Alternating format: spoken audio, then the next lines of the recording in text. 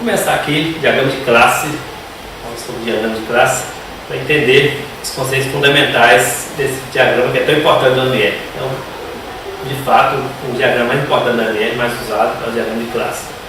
Então, eu começo com um exemplo, só para, eu acredito que a maioria das pessoas deve conhecer um pouco sobre o diagrama de classe. Então, é isso mesmo que você está imaginando, né? Esse diagrama famoso aí, o diagrama de classe, onde aparecem as classes, objetos e relacionamentos. Eu não vou explicar o que são os relacionamentos aí por enquanto, daqui a pouco vai ficar claro os relacionamentos. Esse aqui é uma figura um pouco mais complicada, um outro diagrama de classe aí que eu peguei do livro mesmo, que mostra vários objetos aí, no caso 7 objetos, e o relacionamento talvez um pouco mais complexo aí, aparecem alguns números, alguns termos aí, alguns símbolos, a gente vai entender esses símbolos em mais detalhes durante a aula de hoje. Vamos começar do princípio. Então, o que é o diagrama de classe? É o diagrama mais famoso do AML, mais comum, mais usado. Muitas vezes as pessoas não usam os outros diagramas do AML, mas também o diagrama de classe as pessoas usam, nem que seja para dar um rascunho, um esboço. Por que ele é tão usado? É porque ele serve de apoio para a maioria dos outros diagramas. Então, quando você começa a resolver o seu problema, modelar o seu software, você já identifica, tem essas classes aqui que faz sentido no sistema. Então, ele começa a criar os seus objetos. Qual que é a anotação que você vai usar para criar esses objetos? Por que não usar o AML, as caixinhas quadradas com o nome do objeto? Se for necessário, colocar alguns métodos do objeto, dos atributos. Então, o AML, no caso do diagrama de classe, já te dá uma anotação bem simples para você fazer isso. E é uma coisa que é necessária quando você está começando a esboçar o seu sistema. Mesmo que você não use outros diagramas do AML, o diagrama de classe é muito usado, muito comum, mesmo que seja uma visão mais simplificada, mais um rascunho mesmo. O que esse diagrama mostra? Define a estrutura das classes do sistema, apresenta uma visão estática, não mostra os objetos, mostra as classes e objetos. A visão estática, quais são as classes do sistema, essas classes podem ser instanciadas em objetos do sistema. Além de mostrar as classes, mostra o relacionamento dessas classes. Então, os relacionamentos, muitas vezes as pessoas não usam todos, mas é importante conhecer todos para quando precisar usar da maneira correta. Como eu disse, é o diagrama mais importante, mais usado, mais conhecido da AML. Ele permite mostrar as classes do sistema e ele mostra basicamente os atributos, os métodos das classes, além das classes, obviamente, e os relacionamentos entre essas classes. Vamos ver, o que são os atributos? Os atributos são aqueles casos que dão um estado do objeto. Por exemplo, se eu estou modelando o objeto carro, atributos que faz sentido. A cor do carro, número de portas do carro, capacidade do tanque de combustível, velocidade do carro, são coisas que dão a ideia do estado do objeto, permitem a identificação do objeto na classe. Aí você pode ter vários carros, mas um é vermelho, outro é azul, um tem 4 portas, o outro tem 2 portas, um tem teto solar, o outro não tem, algum tem airbag, o outro não tem. Então são coisas que identificam um objeto, diferenciam um objeto de outro objeto, mesmo ele sendo criado da mesma classe. Então os valores dos atributos aí podem variar de uma instância para outra instância, um objeto para outro objeto, mesmo que os objetos sejam criados a partir da mesma classe. Esses atributos eles podem ter valores primitivos da linguagem, vocês já conhecem isso para quem assumiu o programa, como boolean, int, double, ou no caso da orientação de objetos, atributos podem ser objetos também. Pode ser o atributo do objeto carro, pode ser o objeto banco, onde banco é um objeto que tem seus atributos também, se não tem cor ou não, se ele é inclinado ou não. Então, um atributo, um objeto pode ser um outro objeto também. Além dos atributos, aparecem no diagrama de classe os métodos.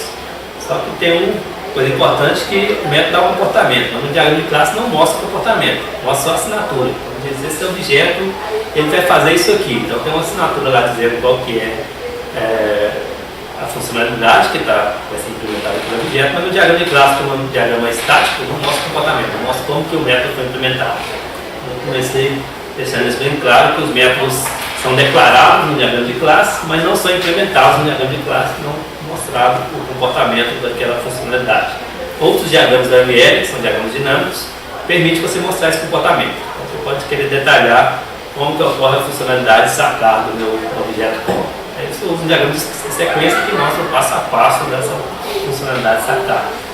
É possível você modelar isso, mas não no diagrama de classe. O diagrama de classe é um diagrama estático que não mostra o comportamento, não mostra a implementação dos métodos. Vamos ir bem no passo a passo. Então, qual é a representação na classe, bem no início. Então, a representação é a caixa, a classe objeto, e tem três partes principais.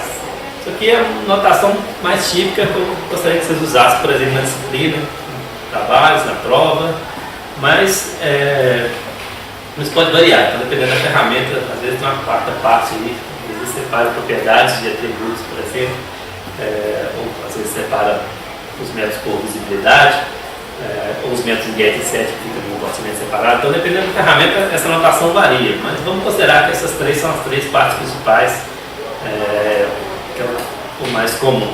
Que a primeira parte é o nome da classe objeto, no caso aí, um exemplo da classe pessoa, o nome pessoa. Segundo compartimento do meio tem os atributos da classe, então no caso a pessoa tem um nome e um e-mail. E no terceiro compartimento tem os métodos da classe. Nesse caso aí tem o método enviar mensagem. Essa é a notação típica. Estou documentando o que eu falei, nome, atributos, tem dois, método tem um só, mas pode ser vários também. Diagrama de classe permite você modelar a interface. Então, o conceito de classe e interface às vezes é um pouco confuso para quem não está acostumado com programação orientada a objeto. Mas a ideia é que o objeto você instancia, classe não. Classe é como se fosse um contrato para dizer o que no meu objeto que é visível para outros objetos. Então, a interface é essa ideia de, se o meu objeto comunicar com outro objeto usando essa interface, esse contrato, o que pode ser permitido, o que é permitido ser chamado. Então, vamos supor que eu tenho a interface em pessoa, eu coloquei em pessoa, um padrão que é comum se usar em Java, pelo menos, programador de Java, que é sempre usar o i para dizer que isso é uma interface do objeto, não é um objeto. Então, se eu tenho um objeto pessoa, só para bater o nome você já sabe que ele é uma classe porque é pessoa. Quando você vê o i pessoa, o i ali já dá uma ideia de que é uma interface, não é uma classe, não pode ser instanciado, é só um contrato para dizer o que é visível do objeto pessoa. Nesse caso aí, enviar mensagem e receber mensagem. Porque dois métodos ali diferentes do primeiro exemplo, só para dizer que pode ter vários métodos. No caso de classe também pode ter vários, no caso de interface também pode ter vários. O que diferencia é o estereótipo. Ou duas coisas diferenciam na verdade. O primeiro é o estereótipo. A interface tem esse estereótipo perfeito, para deixar bem claro que aquilo é uma interface, não é uma classe. E o segundo diferença é que não tem atributos. A interface não tem atributos, só tem métodos. Então, o conceito de orientação a objeto é que atributos não deveriam ser visíveis para outros objetos. Atributo é uma coisa interna, só o objeto sabe. Se algum objeto quiser comunicar com o outro, tem que comunicar via método. Como interface permite essa comunicação, esse contrato de comunicação, então permite que você externar métodos, mas não faz sentido ter atributos, já que atributos não é uma coisa que deveria ser usada na comunicação entre objetos. São duas diferenças, primeiro estereótipo, a segunda é que não tem atributos, mas é muito parecido graficamente a interface da classe. Semanticamente é bem diferente. Visualmente é parecido. Você define, tanto em interfaces quanto em classes, a visibilidade dos seus atributos e dos seus métodos. Então, o default, o padrão, estou adotando aqui, para gostaria de ferramenta também, é rápido variar, mas pode variar, essas três visibilidades, que é o público, o protegido e o privado. E o símbolo que aparece, obviamente que vai aparecer escrito no modelo, vai aparecer só um símbolo para dizer se aquilo é público, é protegido, é privado. É esse símbolo aí, o mais para dizer que é público, que todo mundo pode ver, o jogo da velha, o sustenido aí, que é o protegido, e o menos, que é o privado. Qual é a diferença semântica entre os três? Então, semanticamente, o sentido é o seguinte: o público, todo mundo pode ver. Se um atributo é público, qualquer classe do meu sistema pode acessar. Não é o ideal ter atributo público. Se o método é público, método tudo bem de ser público. O método é público, qualquer outro objeto do meu sistema pode chamar aquele método. O público é visibilidade para todo mundo, não tem nenhuma restrição de visibilidade. O protegido já tem uma restrição. Isso aqui é visível para outros objetos, mas os objetos têm que seguir um certo limite. Então, chamado de objetos amigos. Os amigos podem ver, os que não são amigos não podem ver. O que é o default, por exemplo, em Java? Em Java, os amigos são as subclasses, as classes com linguagem assim, você coloca protegido, a subclasse tem acesso. E também o que está no mesmo pacote. O que está no mesmo pacote também tem visibilidade, porque se está no mesmo pacote é amigo. Então, o default, pelo menos para Java, subclasses podem ver os métodos e atributos protegidos, classes no mesmo pacote podem ver os métodos e os atributos protegidos. Outras classes não podem. E o privado ninguém pode ver além do próprio objeto, dos objetos daquela classe. Então, um objeto consegue ver os seus próprios atributos e métodos privados, outros objetos, mesmo que seja da mesma classe, não pode. O objeto não pode chamar o outro objeto um método privado, não é possível porque não é visível para ninguém além dele. Só para colocar isso na representação gráfica da UML, de classe, então é assim, se eu coloco o nome como protegido, jogo para a nome, coloquei o e-mail como privado ali, menos, eu enviar a mensagem como público mais. É a notação que isso pode variar também, como eu disse. Algumas ferramentas nem colocam essa visibilidade nos diagramas, mas o que a gente vai usar na disciplina, por exemplo, se eu pedir para vocês fazerem o diagrama de classe na prova e usar a visibilidade x, y, z, vocês têm que lembrar de colocar nessa notação aí.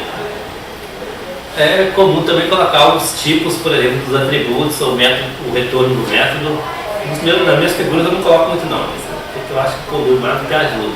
Muitas vezes fica, mesmo que não esteja explícito no diagrama, é fácil você saber, por exemplo, que nome é um string, e-mail também é um string, enviar a mensagem provavelmente não retorna nada, deve ser um void, ou então o Boolean retorna se a mensagem foi enviada com sucesso ou não. Então muitas vezes você não precisa colocar explicitamente no diagrama. O programador, quando ele vai escrever o código, ele consegue tomar essa decisão sem grande dificuldade, decidir se vai ser int, ou se vai ter boolean, ou se vai ser void, ou se vai ser outra coisa. Normalmente trivial, então no diagrama geralmente não coloco. E a não ser que eu peça explicitamente na prova, você também não precisa colocar o tipo dos atributos, nem o tipo de retorno dos métodos. Nem parâmetros métodos, a não ser que você ache realmente relevante. Normalmente eu não acho muito relevante não. Então, uma vez que você criou as caixinhas, que são os atributos e métodos, a ideia é que eles se comuniquem. Então, o ponto-chave de software orientado a objeto é você ter forma de comunicação entre os objetos. Então, conceitualmente, os objetos se comunicam, eles trocam mensagens entre eles, por exemplo, chamadas de métodos. Então, na teoria, quando você tem uma comunicação entre dois objetos, tem três partes. Você tem qual foi o serviço requisitado, qual foi a informação necessária para a execução daquele serviço e qual foi o requisitante daquele serviço. Então, tem uma identificação dessas três partes, o que é mapeado para orientação ao objeto, programação orientada ao objeto, da seguinte forma. Qual que é o serviço que vai ser executado? É o nome do método. Se eu chamei o objeto sacar, quer dizer que o serviço que eu quero que seja executado é o saque. Então, o nome do método dá a ideia aí do nome do serviço que vai ser executado. Qual que é a informação que eu preciso para a execução desse serviço? Como eu passo essas informações? É a lista de parâmetros. Então, chamo um método, passo uma lista de parâmetros, aquela lista de parâmetros são informações que eu estou passando para que o serviço seja executado. E quem é o requisitante? É o método ou objeto que realizou a chamada. Então, você consegue mapear esses conceitos aí de comunicação entre objetos do mundo real em uma comunicação entre objetos software por chamada de métodos. Dessa forma, você pode comunicar objetos, como eu já disse, lá passando arquivos, ou fazendo locação remota. Geralmente tem essa ideia de identificar qual é o serviço, quais são as informações que são necessárias e qual é o requisitante daquele serviço que vai receber a resposta depois. Então, isso também é importante para saber quem que vai a resposta do serviço for concluído. No diagrama de classe também tem um conceito de documentação, uma forma de ajudar a interpretar o diagrama. Então, você comenta o seu código, as linguagens têm a forma de comentar o código. Em Java, por exemplo, é barra ou barra asterisco, você introduz um trecho de comentário no seu código. No diagrama também você pode comentar. Então, como você comenta o diagrama de classe? Usando notas. A nota tem essa função de ser um informativo, ser um comentário. Você pode comentar uma classe, pode comentar um método, pode comentar um atributo. mas informar alguma coisa a mais que talvez não fique tão claro só olhando para a figura da modelagem. Seja um comentário a mais, então você inclui notas que tem essa função de ser um comentário a mais, uma informativa a mais sobre a sua figura. A maioria das ferramentas de modelagem tem essas notas. Como que ela é? Normalmente é assim: você tem uma caixinha que parece uma folha de papel, onde você escreve o texto livre, o texto que você quiser, que seja útil para explicar aquele modelo, aquela figura, e associa ela a uma classe. Normalmente, nesse caso, pode associar o atributo ao método que você quer explicar. Nesse caso, por exemplo, eu modelei a classe pessoa com o nome e e-mail, e escrevi um comentário. O nome é obrigatório para toda instância da classe. Eu estou dizendo que o programador foi implementar essa classe, já que eu fiz a modelagem, vai ter alguém que vai programar. O programador talvez não seja eu. Esse programador sabe que o nome não pode ser nulo, por exemplo. Todo objeto da classe pessoa tem que ter um nome. Então não posso deixar o nome vazio. Então, de alguma forma, ele tem que criar mecanismo no código para impedir que o nome da pessoa não seja vazio, nem seja nulo. Tem que ter um nome, já que o nome é obrigatório. Então, a nota serve para isso, como documentação. Essa parte aí é o ML. Então, a minha sugestão é você usar o livro de ML que é do usuário, onde explica em detalhes. Inclusive, os autores do livro são os pais da ML, os proponentes da ML, que é o Bosch, o Rambo e o Jacobson. Diagrama de classe está espalhado em vários capítulos. Essa é uma desvantagem do livro, é que não tem um capítulo para cada diagrama. Ele organizou o livro de forma diferente, então os conceitos são descritos em capítulos diferentes. Até porque esses conceitos, às vezes, pertencem a mais de um diagrama. Por exemplo, herança, aparece um diagrama de classe, mas também aparece um diagrama de caso de uso, pode aparecer no diagrama, outros diagramas da ML. Então, não há assim, um capítulo para cada diagrama. Se você quer entender o diagrama de classe, no caso o ML que é do usuário, a gente está falando do capítulo 4, capítulo 8, capítulo 9 do livro o ML que é do usuário. Se quiser montar referência, que talvez não consiga encontrar o ML que é do usuário, o ML essencial, que é o livro do Fowler, também é uma boa referência para o ML, no caso do ML essencial, o diagrama de classe no capítulo 4 e 6.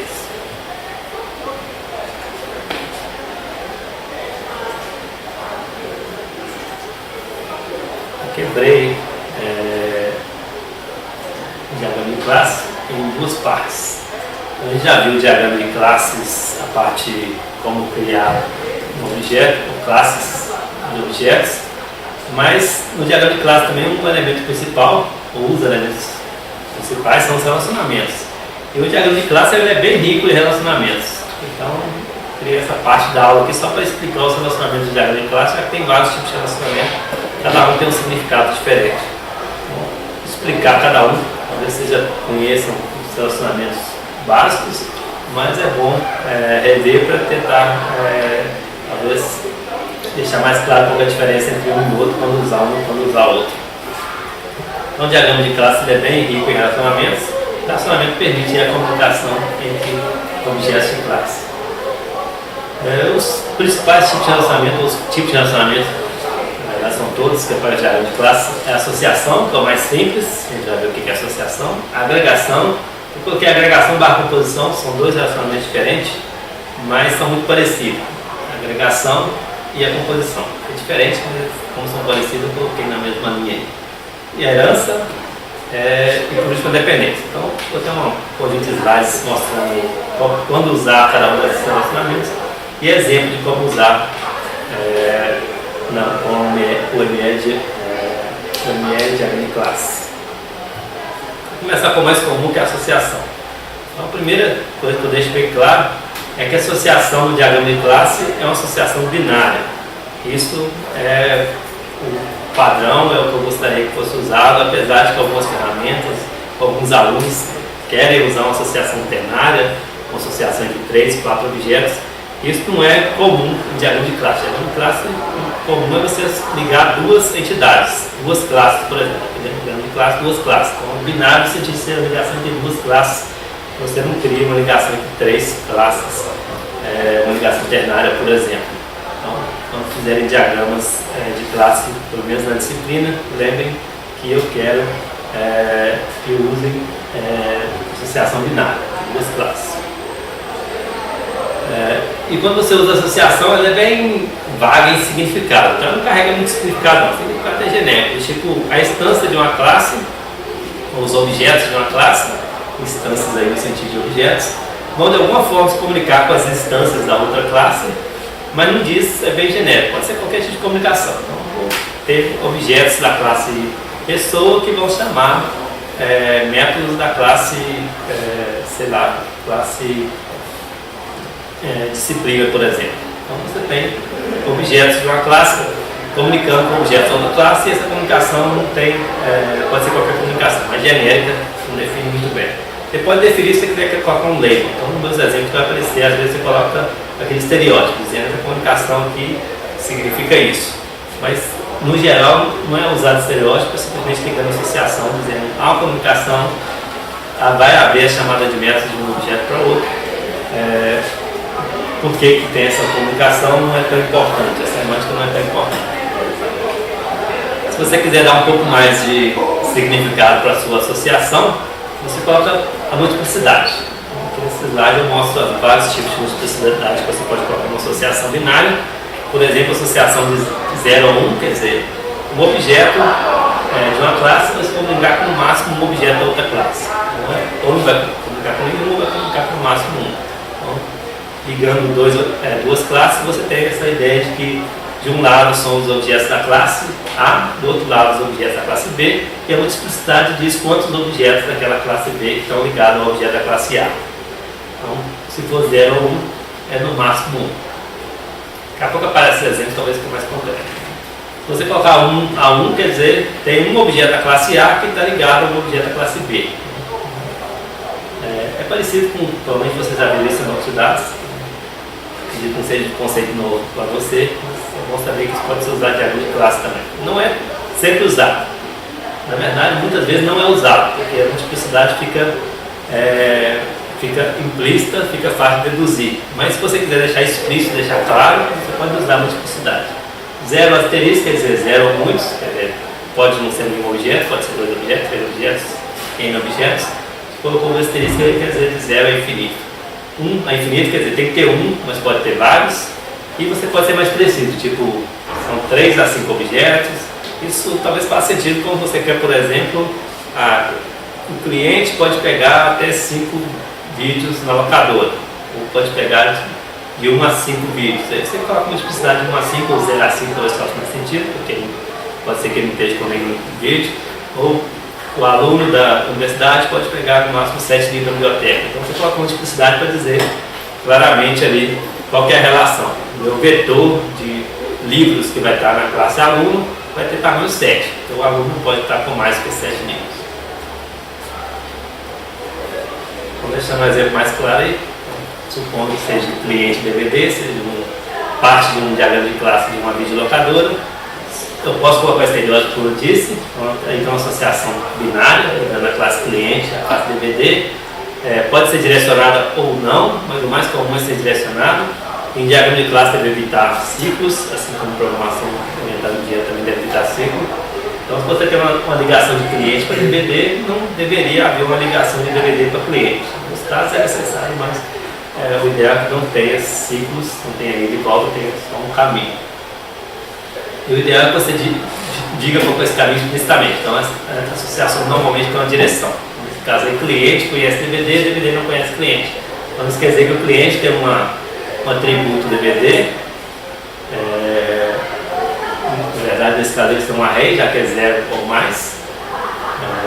E o DVD, por outro lado, o DVD não tem um cliente. Então, o atributo está em cliente. O cliente navega para o DVD, o DVD não navega para o cliente. É isso que serve você colocar a direção para saber qual que é a navegabilidade aí.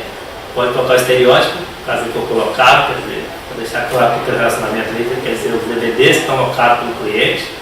E tem a multiplicidade aí, 0 ou 1 quer dizer que o DVD pode não estar alocado, pode estar com o cliente. Do outro lado, 0 ou 1 quer dizer que o cliente pode ter um DVD locado, pode ter vários DVDs locados. Nesse caso aí, não tem limite superior. colocar, pelo menos como foi modelado aí, pode colocar 20 DVDs se ele quiser, um limite superior aí. Como outro tipo de relacionamento que é a agregação.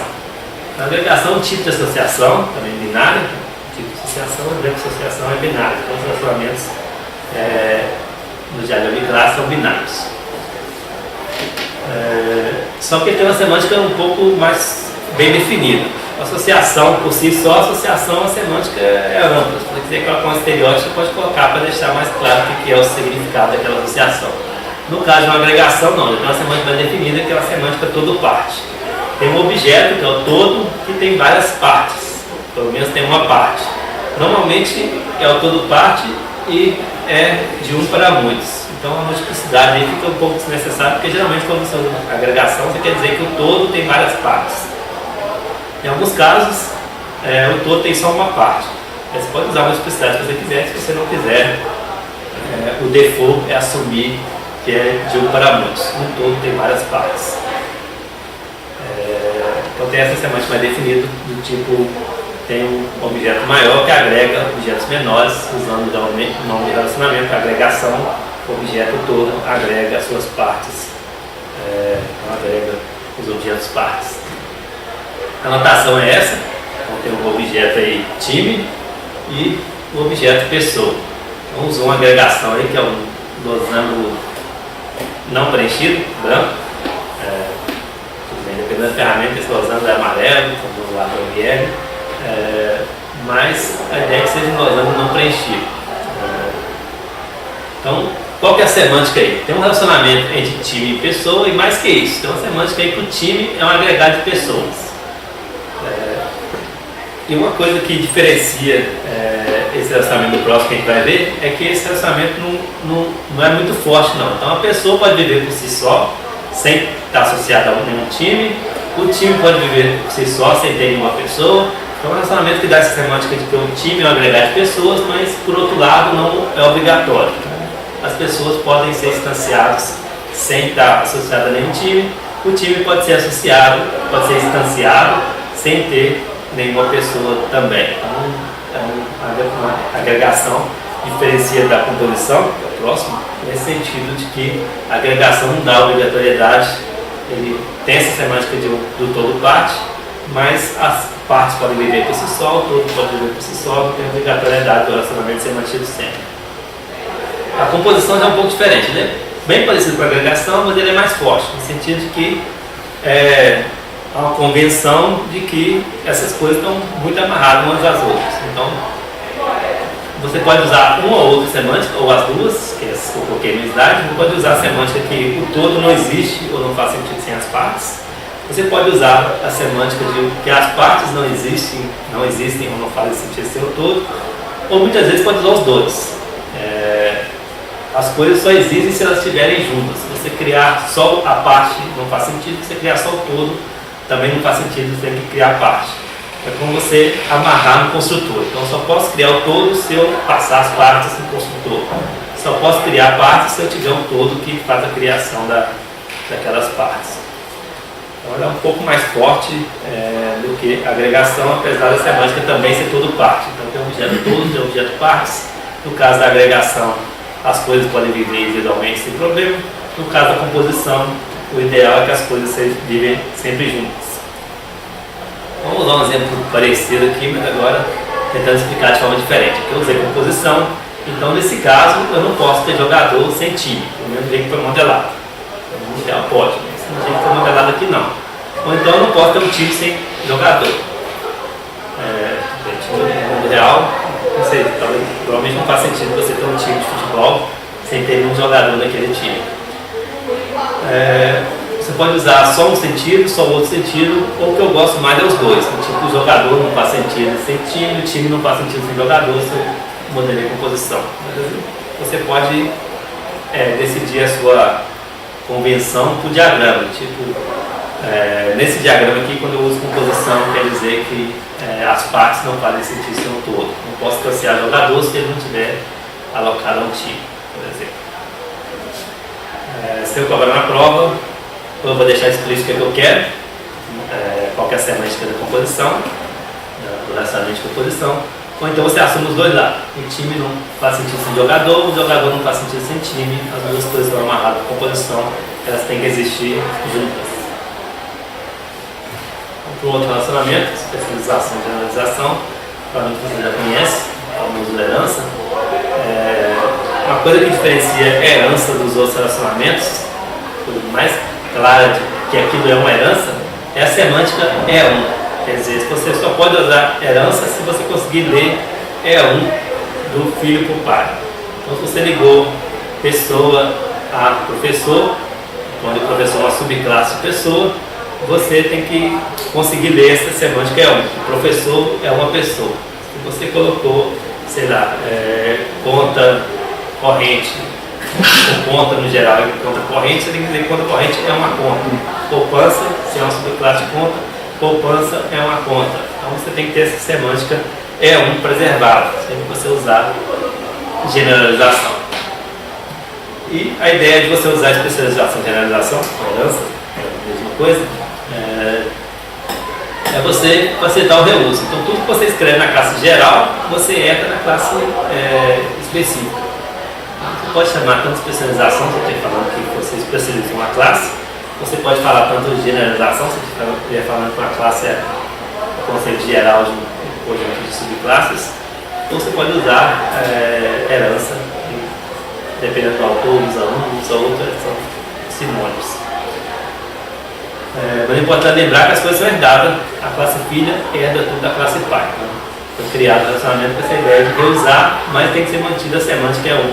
Um outro ponto importante quando você vai usar a herança é você ter essa semântica E1 e lembrar que as coisas são herdadas.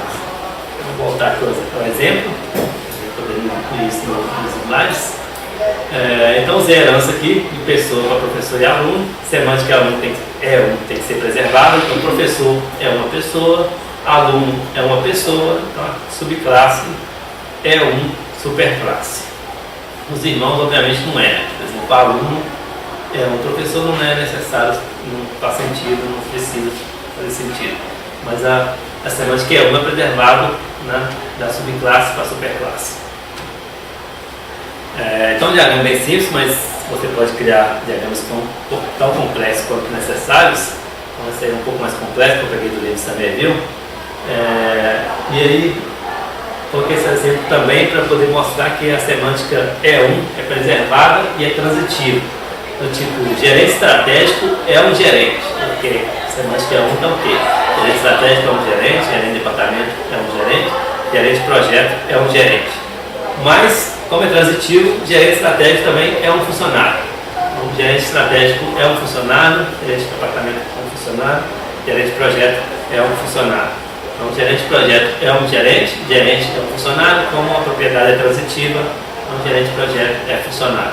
Importante, não importa quantos níveis de herança você tem, a semântica E1 tem que ser transitiva, tem que ser aplicada a todos os níveis da sua árvore de herança. É muito útil a herança também, não só na fase de modelagem, também na fase de análise de requisitos, para poder entender o problema. Então, às vezes você usa esses diagramas, também vou discutir isso, para você entender, por exemplo, quais são os tipos de profissionais que tem na sua empresa. Então começa a perguntar, o que você tem aqui na sua empresa? Na minha empresa tem um gerente, tem um programador, tem um gerente estratégico, tem um gerente de departamento, tem um gerente financeiro, tem um contador. Então às vezes quando você está conversando com pequenos requisitos, conversando com o seu stakeholder, teste problema dos requisitos, ele não vai te dizer, por exemplo, que gerente estratégico é um gerente. Mas à medida que você vai analisando os requisitos, você começa a entender essa organização aí. O que são gerentes, o que são funcionários, o que são os irmãos aí, o que são subclasses de uma determinada classe.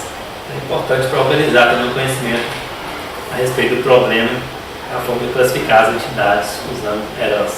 Nem sempre que você faz um diagrama de requisitos ou na análise de requisitos, você vai aproveitar fielmente na sua modelagem, na sua programação.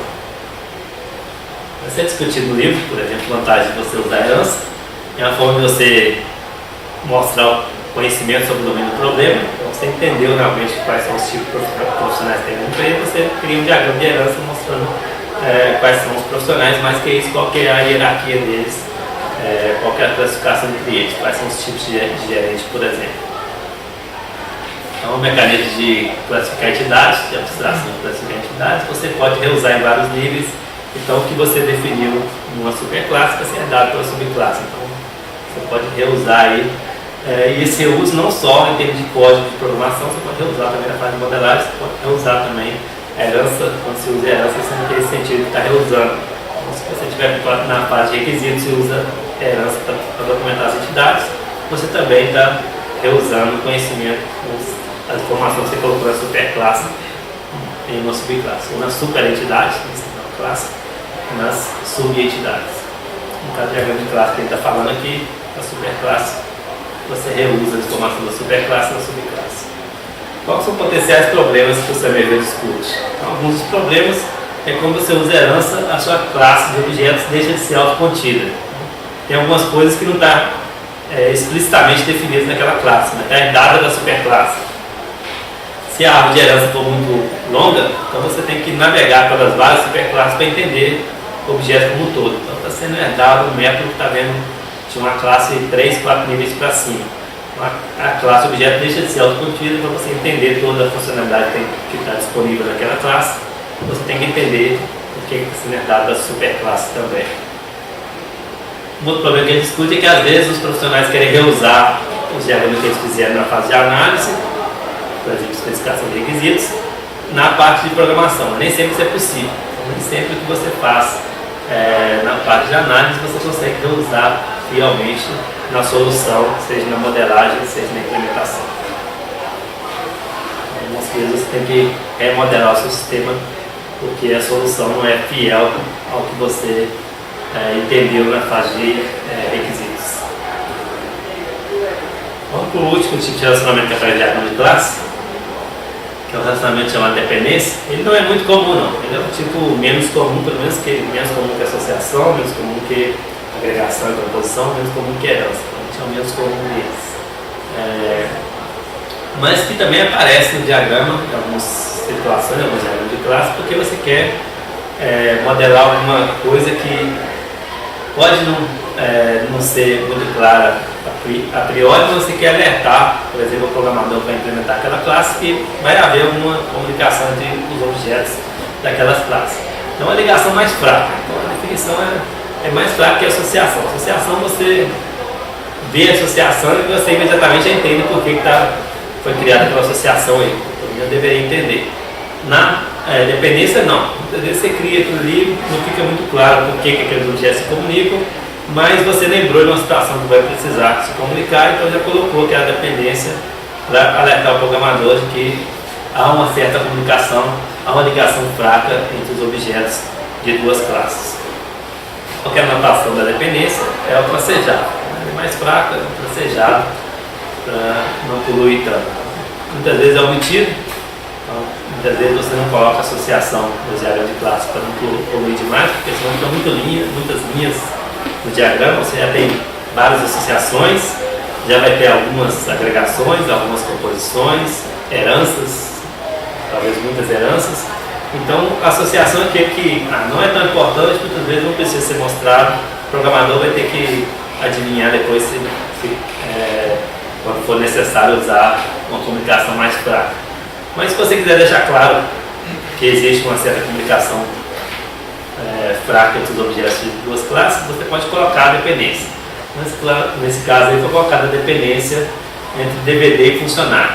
Aí a pessoa que está olhando o diagrama pode pensar, por que o DVD precisa comunicar com o funcionário? Dependência normalmente tem direção também, assim como associação. Nesse caso, DVD está chamando funcionário, então dependente do funcionário, ele precisa conhecer funcionário. Por que ele precisa conhecer o funcionário? A princípio talvez não faça tanto sentido. Mas quem fez a modelagem achou que é importante colocar isso para lembrar o programador, por exemplo, que o método local de DVD tem que receber um parâmetro que é do tipo funcionário. Então, se você olhar lá a assinatura do método local, você vai ver que o local é funcionário, o local precisa conhecer funcionário, provavelmente chama algum método que está definido no funcionário.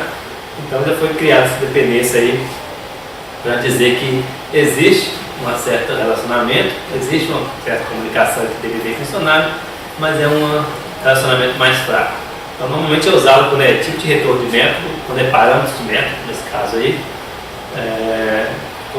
Quando é variável local método, por exemplo, então um método que você já prevê que aquele método vai usar uma variável que é do tipo da outra classe, então você já usa a dependência. A associação, por outro lado, é mais usada quando é, por exemplo, o tipo de um atributo, um fundamento mais forte.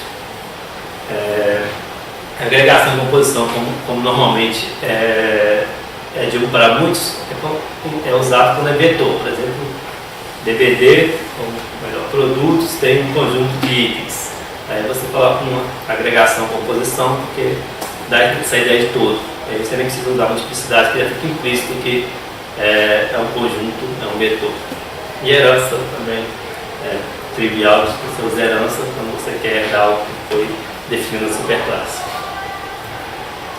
Então, essa é a explicação mais detalhada que eu consegui de diagrama de classe, perguntando cada relacionamento. Obviamente que não é tão detalhado quanto o livro, então sugiro dar uma olhada no livro Bibliografia Principal ML do Usuário, do Bosch, Camboy e Jacobson.